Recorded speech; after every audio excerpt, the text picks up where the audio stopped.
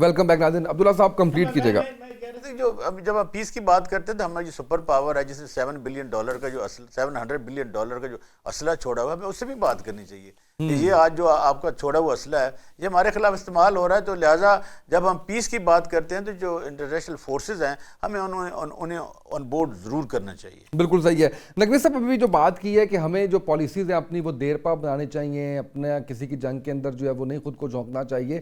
Policies आप समझते हैं हमारी कोई देरपा बन सकती है, कोई नया एक्शन प्लान सामने आ सकता है इस सारे मामले के बाद? देखिए, बात सारी ये है कि मैं नेशनल कौम हम सच बोलने को तैयार है।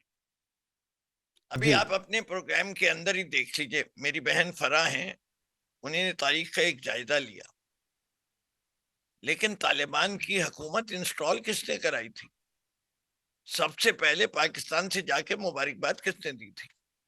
वो चाय की प्याली जो वहां के होटल में पी थी, उसकी वीडियोस तो देखिए, बड़े वादे तौर पे नजर आता है कि ये जो इस वक्त के तालिबान हैं इनको ताकत में लाने वाले हम थे। इससे पहले किसकी हुकूमत थी? अशरफ गनी की। अशरफ गनी बार बार शिकायत करता था कि हक्कानी नेटवर्क, बुरहानुद्दीन नेटवर्क पाकिस्तान से ऑपरेट कर रहे हैं और वो पाकिस्तान पे हमला कर देंगे। ऑब्वियसली अफगानिस्तान का जो ताकत और पाकिस्तान की ताकत तकरीबन वही मुआवजा है जैसे पाकिस्तान की ताकत और हिंदुस्तान की ताकत है। हम एक न्यूक्लियर पावर हैं और इस न्यूक्लियर डेटरेंट, भुट्टो साहब की तारीफ की जाए कि वो मुल्क को दे गए, जिसकी वजह से आज जो है हम आखिर में आंखें डाल के हिंदुस्तान से बात करते हैं। वरना size of arm forces, financial strength, technical advancement of India, we are nowhere near. और ये एक हकीकत है। अगर वो न्यूक्लियर हिस्से को हटा दें इस इक्वेशन से तो हिंदुस्तान हमें कब का खा चुका होता। एक हमारी हिम्मत, खुदा पे यकीन और एक न्यूक्लियर पावर होना। लेकिन ये फरा बहन आपको याद रखना चाहिए कि दाऊद के जमाने से, जाहिर शाह के जमाने से, जाहिर शाह को भी शिकायत थी क्योंकि हम अमेरिका की गोद में बैठे थे और अफगानिस्तान रशिया की गोद में बैठा था। और ये दोनों गोदों में जिस पल रहे थे, ये दोनों एक गोदें जो है एक दूसरे को बर्दाश्त नहीं करती थी। तो हम बन गए आलाकार अमेरिका के, वो बन गए आलाकार अफगानिस्तान, बन गया रूस का। फिर जाहिर शाह को हटा दिया गया, कू हो गई, और उसके बाद जो नए आए उन्हीं ने हमसे थोड़ी बहुत सपोर्ट ली, हमने दी। उसके बाद रशिया ने कहा ये हमें बर्दाश्त नहीं कि ये अमेरिकन कैंप में चले जाए, उन्हीं ने हमला कर दिया। फिर हमने फिर मुजाहिदीन बनाए, मुजाहिदीन ही तालिबान का रूप बने। तो 1984 में जब जियाउल हक साहब ने सपोर्ट करनी शुरू की तो जो आज की तालिबान है उसकी बुनियाद पाकिस्तान की अफवाज ने डाली थी। ये हकीकत है तारीख, इसको ये भी नहीं डिनाई कर सकते। It's apparent. आप गूगल सर्च कर लें, चैट जीपीटी पे चले जाएं, किसी मुबस्सिर से पूछ लीजिए। मालिक साहब यहाँ तजियाकार बैठे हुए, अगर वो मेरी बात से डिसएग्री करो, सही कह रहे हैं, फैक्ट है ये तारीख का हिस्सा है, उसे नहीं जुटलाया इस जा सकता। ये तारीख का हिस्सा है। ठीक है। अब ये सारी चीजें जो हैं ये शो क्या करती हैं? कंफ्यूजन, एक confuse state. Pakistan is a confuse state as far as Afghanistan is concern. हमने जो वहां के मुल्क के मसाइल हैं, जो वहां की आबादी है, मैं आज भी जानता हूं कि अगर आज आप सर्वे करें तो अफगानिस्तान, अफगानी लोगों में पाकिस्तान की नफरत नहीं है, अफगानिस्तान की हुकूमत पाकिस्तान से नफरत करती है। बिल्कुल इससे सही। कि अफगानिस्तान की हुकूमत क्यों नफरत करती है कि हम जो भी हुकूमत बनती है, अफगानिस्तान की इस वक्त कॉम्पोजिशन ऐसी है कि नॉर्दर्न अलायंस और तालिबान ये एक दूसरे से मिलते नहीं। आज भी जो तालिबान की हुकूमत है उसके 48 प्रोविंसेस में से उनके पास कोई 26-27 प्रोविंसेस उनके पास है, बाकी 21 प्रोविंस उनके कंट्रोल में नहीं। नहीं है, सही है। तो इसलिए आप अगर तालिबान को साथ देते हैं तो वो 21 आपके खिलाफ हो जाते हैं, आप उन 21 का साथ देते हैं तो तालिबान खराब हो जाते हैं। बिल्कुल सही। तो हमें बड़े भाई के होने, हैसियत होने से हमारा पहला काम ये होना चाहिए कि ये हम 21 और 26 वालों को दोनों को बिठा के कहें कि तुम्हारे लोग अवाम गरबत से पिस रहे, तुम्हारी आबादी पीछे चली जा रही है, तुम्हें अपनी आबादी का फिक्र करो, पहले अपने मुल्क को दुरुस्त करो, आपस में तय कर लो, कोई पावर शेयरिंग फार्मूला पे आ जाओ। जब अफगानिस्तान में अमन आएगा और अफगानिस्तान के लोग जो हैं मुस्तकबिल के बारे में सोचने लगेंगे, पाकिस्तान में मुदाखलत कम हो जाएगी उनकी, बिल्कुल सही। हम फिर के हकीकी दोस्त नजर आएंगे। अभी तो हम नजर आते हैं फायदा उठाने वाले, हमें भी जमा लो, इसको उससे लड़ा दो तो बेहतर है। ये किरदार अच्छा नहीं। बिल्कुल मैं सही है। समझता हूं हमें बलागत दिखानी चाहिए, हमें अहाता करना चाहिए। हमारे पास अभी फारूक हमीद खान साहब आ गए, उनमें नहायत इंटेलिजेंट आदमी है, स्ट्रेटजी भी पे जब भी मेरा इनसे होता है, I respect him for his views, we can disagree, but जो बात मैं तारीखी तौर पे कह रहा हूं, इन्हें भी एग्री करना पड़ेगा। इससे ये तारीख नहीं तब्दील होती, मुस्तकबिल तब्दील कर सकते हैं आप बेहतर फैसलों से। हम में नेशनल कौम, हमें इसके ऊपर एक पॉलिसी बनानी चाहिए, एक long term, mid term, short term. हमारा objective is a peaceful Afghanistan, a progressive Pakistan, Afghanistan, an Afghanistan which really reflects true Islamic values. इस्लाम बिल्कुल में सही है जहालत सर। नहीं है, इस्लाम में औरतों के साथ पाबंदियां नहीं है। ये जो भी उन्हें बड़ा ऐसा व्यू दिया गया है जो हमें भी हजम नहीं होता, मगरिब को क्या हजम होगा। हमारे यहाँ की फरा बहन भी जो है वहां जाके काबुल में जो है घूम नहीं सकेंगी।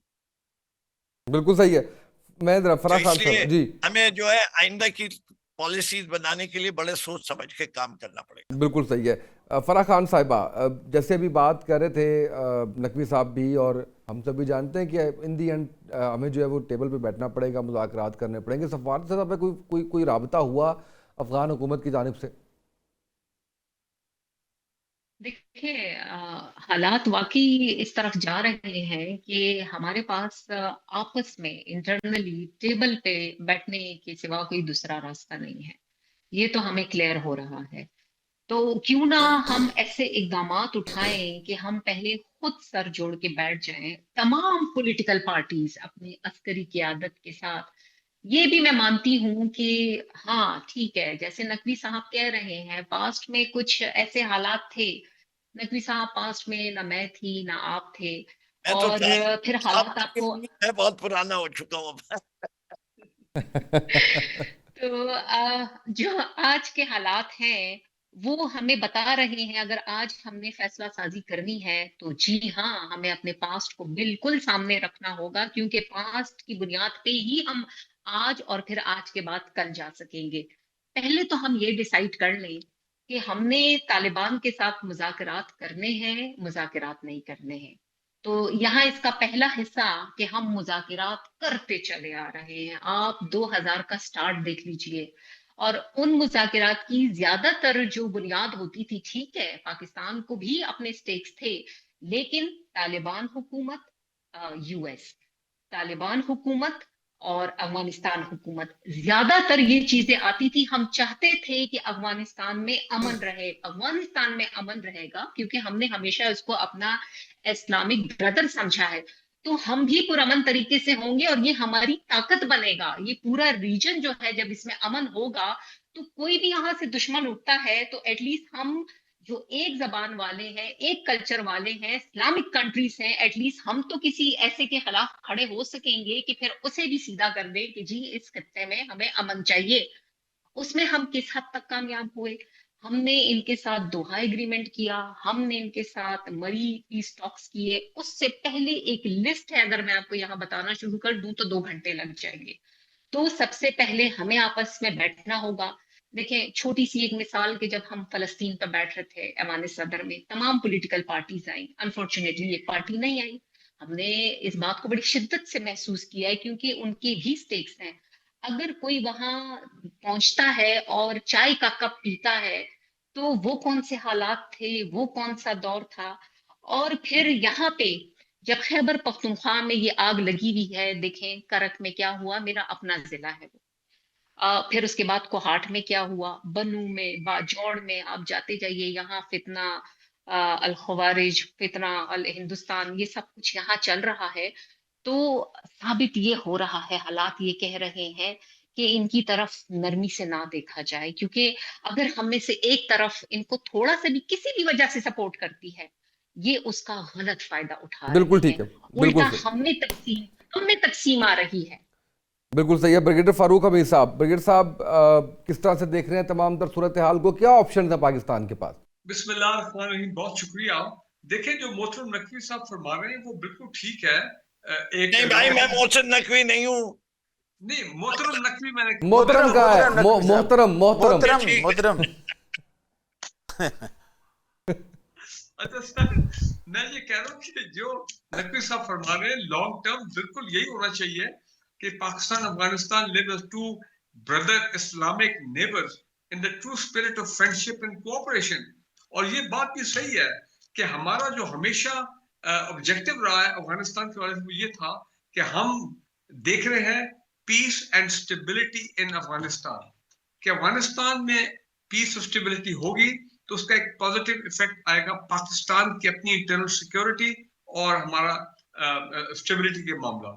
तो देखें, इस वक्त एज वी टॉक अब मामला इतने आउट ऑफ कंट्रोल हो गए हैं इन द सेंस के अभी तो मुझे कोई डायलॉग या कोई डिप्लोमेटिक ब्रेक थ्रू या कोई पॉलिटिकल ब्रेक थ्रू डायलॉग मुझे नजर नहीं आ रहा है। इस वक्त तो टोटल हालात जंग है, टोटल डिक्लेरेशन ऑफ वॉर, और दोनों के पहले उन्होंने किया कल और उसके बाद हमने, जारी बात है, उसका फिर एक भरपूर जवाब दिया आज रात से, अभी तक मामला जो है वो चल रहा है। और एक बड़ा फर्क ये है कि पिछले साल अक्टूबर में जो ऑपरेशन हुए थे वो ज्यादातर फोकस थे ऑन ये दहशतगर्दों के ट्रेनिंग कैंप्स, बेसेस वगैरह वगैरह अक्रॉस द पाक अफगान बॉर्डर। इस मतलब मैं देख रहा हूँ कि अफगान तालिबान गवर्नमेंट की मिलिट्री इंस्टॉलेशन, उनके लॉजिस्टिक इंस्टॉलेशन, उनके एमुनिशन डेपो, उनके command and control centre, Taliban headquarter in Kandahar और काबुल के अंदर भी ऑब्जेक्टिव है जिनको बड़ी लीथल, जिन पे प्रिसीजन एयर स्ट्राइक्स हुई हैं। तो लिहाजा इस मर्तबा मामला बहुत ज्यादा गंभीर है on the level of the हमारा जो रिस्पॉन्स आया है टू दी अफगान तालिबान। अच्छा, अब मसला ये है कि अब ये देखना है कि वो फिर कहेंगे कि जी हम बात करना चाहते हैं, जिस तरह उन्होंने अक्टूबर में कहा था हम आपसे डायलॉग करना चाहते हैं, हम अमन चाहते हैं।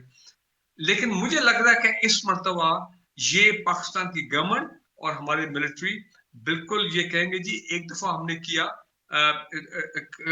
कतर इन्वॉल्व, तुर्किया involve, Saudi Arabia involve, even Chinese were involve, लेकिन जनाब इतने सेशन और डायलॉग के लेकिन कोई एग्रीमेंट, पीस एग्रीमेंट नहीं हो सका।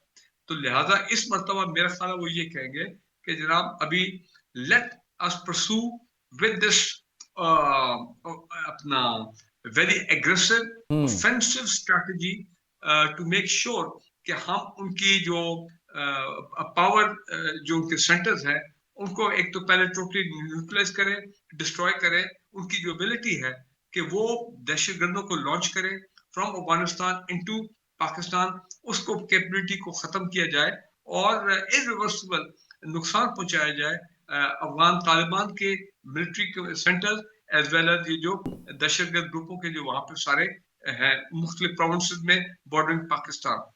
सो इस उसके बाद और मेरा ख्याल जो अल्टीमेट ऑब्जेक्टिव इस मर्तबा ये है कि अफगान तालिबान गवर्नमेंट को इतना नुकसान पहुंचाया जाए कि वो खुद घुटने टेके और ऐसे हालात क्रिएट हो कि वो अवाम का भी प्रेशर उनके ऊपर हो कि जरा आपने हमें मरवा दिया। और ये नकवी साहब ने बड़ी अच्छी कभी बात की थी, हमारा अफगान पॉपुलेशन से कोई झगड़ा नहीं, पाकिस्तान उनका दुश्मन नहीं है, ना वो हमारे दुश्मन है।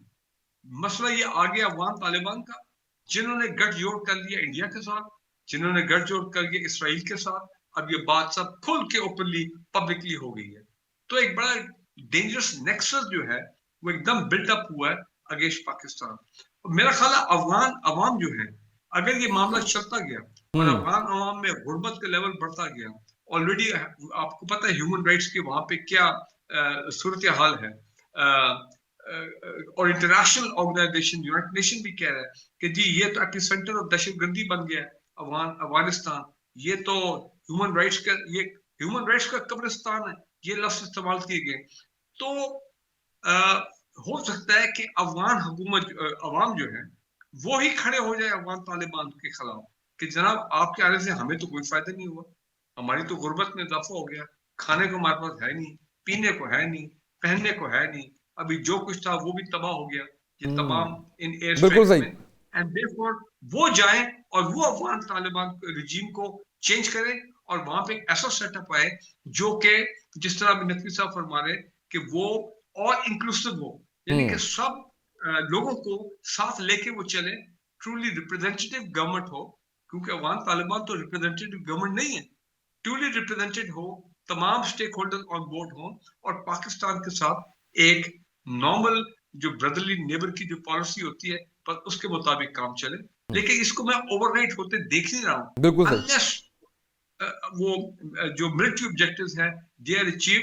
और इस मर्तबा ये नहीं कि वो जो कहेंगे कि कतर ने कह दिया तो रोक दो, हाँ जी चलो जी रोक लेते हैं अपना ऑफेंसिव, मेरा ख्याल है ये नहीं करने वाले, उनको करना भी नहीं चाहिए। बिल्कुल ठीक है। अब्दुल्ला मलिक साहब, कोई मुज़ाकरात की संजीदगी से किसी थर्ड पार्टी की तरफ से कोशिशें होती हुई नज़र आ रही हैं आपको? चीन का बयान आया, अक़वाम मुत्तहिदा का बयान आया, रशिया का बयान आया, तो कुछ संजीदगी नज़र आ रही है आपको? कोई शक नहीं, संजीदगी तो नजर आएगी, क्योंकि जंग किसी तौर पे किसी मुल्क को भी सूट नहीं करती। चाइना के भी मफादात हैं, रशिया के भी हैं, हमारे भी हैं, ईरान के भी हैं।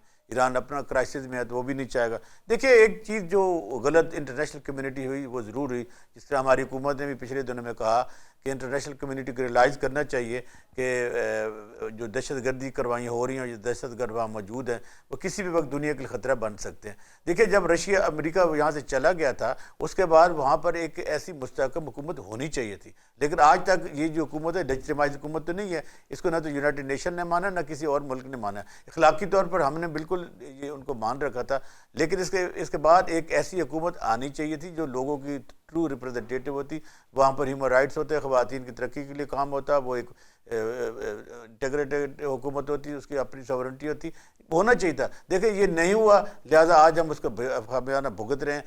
हम आज भी कह रहे हैं, हमारी हुकूमत भी कह रही है, दोस्त ममालिक भी कह रहे हैं कि अगर ऐसा ही रहा तो ये फिर आग दूसरी ममालिक तक भी जा सकती है। अब अभी भी कुछ नहीं बिगड़ा, डायलॉग होना चाहिए, वार को ख़त्म होना चाहिए और अफगानिस्तान के हल के मुतल्लिक एक कोई पीस जैसा बोर्ड बना है गज़ा के लिए, यहाँ भी ऐसी कुछ एक्टिविटी होनी चाहिए। यूएन का रोल होना चाहिए ताकि जो बढ़त सादा में ना हो सके, क्योंकि ये प्रॉक्सी वार है, ना हमें सूट करती है ना अफगानिस्तान को सूट करती है, हमारे दुश्मन मुल्क इंडिया को सूट करती है। तो हम इंडिया के मफादात का तो नहीं तफज़ करेंगे ना, हमें अपने मुल्क की सलमियत को अपना तफज़ करना चाहिए। और जहाँ जहाँ कोताहियाँ हुई हैं तारीख़ी तौर पर, हमें उन चीज़ों को मानना चाहिए ताकि आगे का जो सफ़र है वो आसान हो सके, आगे हमें अपनी पॉलिसियाँ बनाने में आसानी हो सकी। देखना, जब ये क्लोज बॉर्डर तो हमें भी सूट नहीं करता, हमारी इकनॉमिक्स इंटरेस्ट इन्वॉल्व हैं, इन चीज़ों को भी देखना पड़ता है। इसमें कोई शक नहीं है कि आज हम अपनी मुसल्लह अफवाज के पीछे खड़े हुए हैं।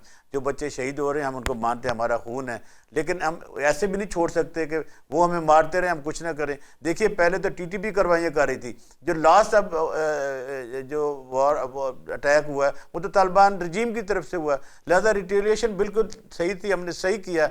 लेकिन सही के साथ साथ अमन का दामन नहीं छोड़ना चाहिए, अमन की बात करते रहना चाहिए और जो दोस्त ममालिक हैं उनको इन्वॉल्व ज़रूर करना चाहिए, क्योंकि जंगी मसाइल का हल कभी भी नहीं होती। बिल्कुल सही है। नकवी साहब, मुझे ये बताइएगा, थोड़ा सा मैं पाकिस्तानी अवाम के हवाले से आपसे जानना चाहूँगा। जब भारत के साथ जंग हुई तो हमारी जो नई जनरेशन है उसने तो पहली दफ़ा जंग देखी, उस तरह से उससे पहले उन्होंने विटनेस नहीं की, तो कुछ खौफ हरास भी था, कुछ समझ भी नहीं आ रही थी। उसके बाद अल्लाह का शुक्र हुआ हम जंग जीत गए अल्हम्दुलिल्लाह। अब की बार जो है वो मीम्स बन रही हैं, अब की बार बड़ा मजाक उड़ाया जा रहा है। आप नहीं समझते कि जंग तो जंग है, इसमें दुआ करनी चाहिए, इसमें बहुत ज़्यादा खुश नहीं होना चाहिए, किसी को अंडर एस्टिमेट नहीं करना चाहिए जैसे हमारी कौम के कुछ लोग जो है वो कर रहे हैं? क्या कहेंगे इस हवाले से? मैं आपके सवाल का जवाब तो दूंगा ही दूंगा, लेकिन अगर आप मुझे 2 मिनट दे दें। जी प्लीज। मैं बहुत इम्पोर्टेंट चीज है जो मैं ब्रिगेडियर साहब से कहना चाह रहा हूँ। 2001 में 9/11 के बाद अमेरिका ने बिल्कुल वही किया जो ब्रिगेडियर साहब कह रहे हैं कि हुकूमत के ऊपर हमला करो, ईंट से ईंट बजा दो और उसके बाद कोई नई इंस्टॉल करो। उसके बाद उन्हीं ने अहमद करजाई को लाए, अब्दुल्ला गनी को लाए, लेकिन वहां के लोग जो थे वो किसी पपेट गवर्नमेंट को मानने को तैयार नहीं थे। दे केप्ट ऑन फाइटिंग और तालिबान फिर मजबूत होकर आ गया, इससे कि तालिबान पर फोर्स हटाया गया था। अब एक तरीका तो ये कि अफगानिस्तान के 2 टुकड़े करा दिए जाए, लेकिन जो टुकड़ा नीचे हमारे साथ एसोसिएटेड है वो बड़ा एक्सट्रीम फॉर्म और वो तालिबान के कंट्रोल में। जब तक वहां के लोगों में तालीम नहीं आएगी, खुशहाली नहीं आएगी, उनका रवैया चेंज नहीं होगा। तो हमारे पास सिर्फ एक रास्ता है इस वक्त, हम अपने बॉर्डर को इतना, चाहे दीवारें बनाएं, चाहे वो दीवार बना लें दीवारें चीन की तरह, हमने इंश्योर करना है कि वहां से कोई ना आ सके। और हमें अपने मुल्क के अंदर, जैसे कि मालिक साहब ने भी कहा, मैंने भी कहा, कि हम इंटरनली खुद इतने मजबूत हो जाएं कि कोई फॉरेन एलिमेंट आके हमारे यहाँ पनाह हासिल करके हमारे मुल्क के अंदर कोई काम ना कर सके। एक देखिए, मसला जो है 2 चीजें हैं, और माजरत के साथ बाकी पार्टिसिपेंट्स को मैं सच बोलने पे यकीन रखता हूं, दुनिया की कोई फौज नहीं लड़ सकती जब तक उसके अवाम उसके साथ ना हो।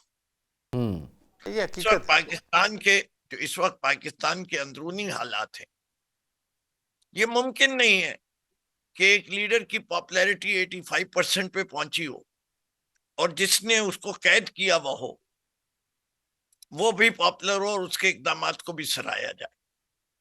ये not possible. So the sooner the powers to be realise कि पाकिस्तान का मुस्तकबिल इस बात में मुज़मिर है कि हम शख्सियात के पीछे से हटें और मुल्क की फलाह देखें। मैं ये नहीं देखा ये ब्रिगेडियर साहब बैठे हुए हैं, जो कुछ होना था फौज के अंदर तरक्कियों के बारे में और इन सब चीजें वो नहीं हुई थी। उसकी वजह से भी नजर आता है जो बाहर बैठे हैं मेरे जैसे लोग कि ऑल इज नॉट वेल। और 4 घंटे की जंग जो होती है ना मेरा बेटा, उसे दुनिया में कभी जंग नहीं कहा गया, उसको स्कर्मिश कहा जाता है। हम चाहे उसको कितना भी ग्लोरीफाई कर दें, I have never heard the word war being used for a battle which lasted for only 5-6 hours in the modern era. I may be wrong, military history का मैं इतना बड़ा स्टूडेंट नहीं हूं, लेकिन हिस्ट्री का जरूर हूं।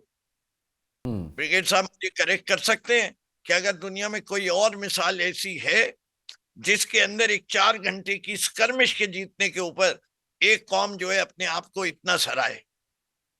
हाँ, हमारे लिए फख्र की बात है कि हमने Indian air force which is a much larger air force and which claim के उनके राफेल जो है आज तक कभी कोई गिरा नहीं, वो हमारी एयरफोर्स ने 4 घंटे में 6, और अब तो हजरत डोनाल्ड ट्रम्प 10 कहते हैं। अल्लाह मियां उनकी जबान को में जो है और ताकत दे, अगले हफ्ते तक 12 हो जाए तो और अच्छा हो। बिल्कुल सही है सर, मुझे क्लोजिंग पे जाना। बहुत शुक्रिया नकवी साहब आपका, बड़े साहब आपका, फराह खान साहब आपका। नाज़रीन, हेडलाइंस होंगी, हेडलाइंस के बाद हमारी स्पेशल ट्रांसमिशन का सिलसिला जारी रहेगा। अब्दुल्ला मलिक साहब हमारे साथ मौजूद रहेंगे। हेडलाइंस की ब्रेक, हमारे साथ रहिए।